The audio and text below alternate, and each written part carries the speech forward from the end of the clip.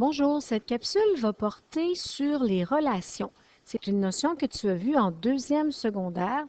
C'est le début du chapitre 2 à la page 39 dans ton document.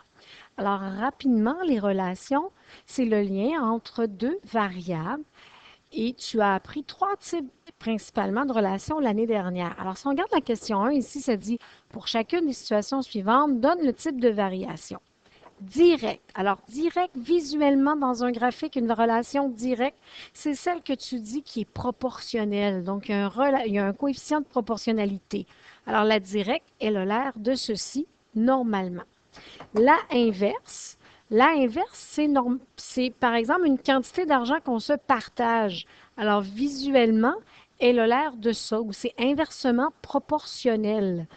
Et la autre, ben, autre peut avoir plusieurs représentations graphiques, mais en général, elle part sur l'axe des Grecs ailleurs qu'à zéro. Celle-ci, elle n'est pas proportionnelle. Alors, voici les trois grands types que tu as appris l'année dernière.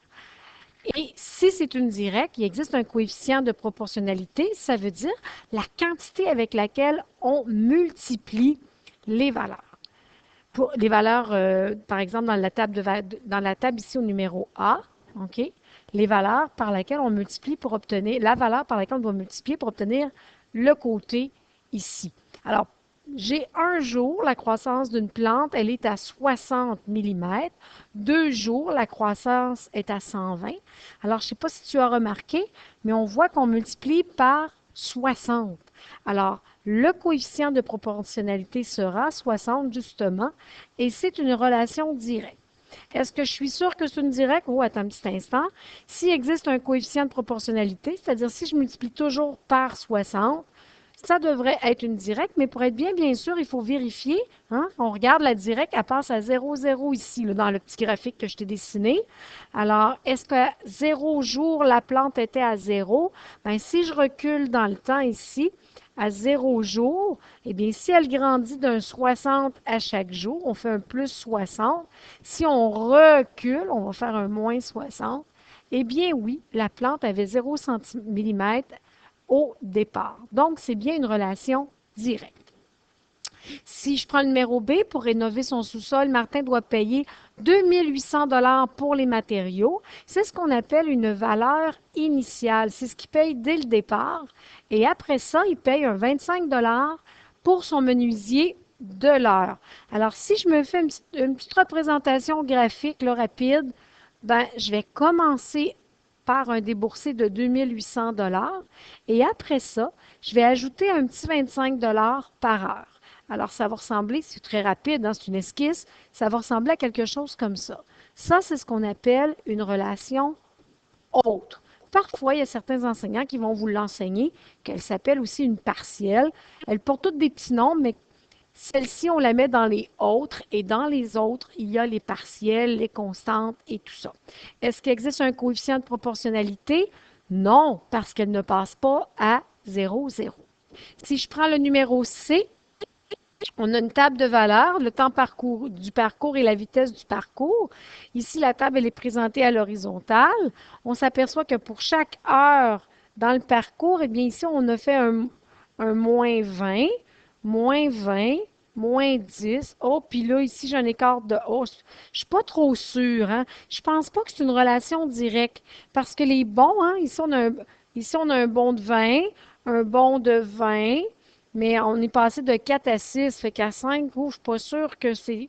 Oh, il manque des affaires. Attends un petit instant. Qu'est-ce qu'on peut observer? On observe que quand le temps augmente ici, du temps de parcours, la vitesse diminue.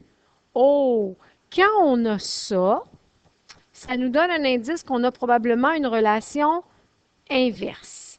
Alors, si rapidement, tu te fais une esquisse, quand j'ai 3 heures, je suis à 80.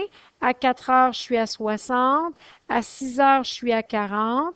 À 8, je suis à 30. Ça ressemble pas mal à une inverse. L'autre indication, si c'est une inverse, tu fais 3 fois 80, 240. Et si c'est une inverse, tu vas trouver 240 pour toute la ligne. 4 fois 60, 240. 6 fois 40, pardon, 6 fois 40, ben ça donne aussi 240, et ainsi de suite. Donc, c'est une relation qu'on dit inverse, et il n'y a pas de coefficient de proportionnalité. La dernière, elle est déjà toute tracée, on voit son graphique. Je te rappelle que le graphique, c'est le trait noir ici. Ça passe à 0, 0, puis ça fait une belle ligne droite. Eh bien, regarde dans le haut de ce que je t'ai expliqué tantôt, c'est la bleue, donc c'est une directe.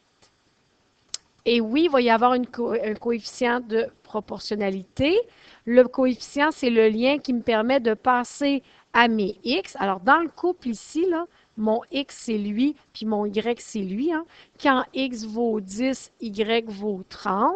Alors, c'est les coordonnées 10, 30. Alors, le coefficient, c'est ce que j'avais commencé à dire, c'est le lien entre le x vers le y. X vers y. X vers Y. Par quoi je multiplie dans les trois cas? Bien, je multiplie par 3. 30 fois 3, 90.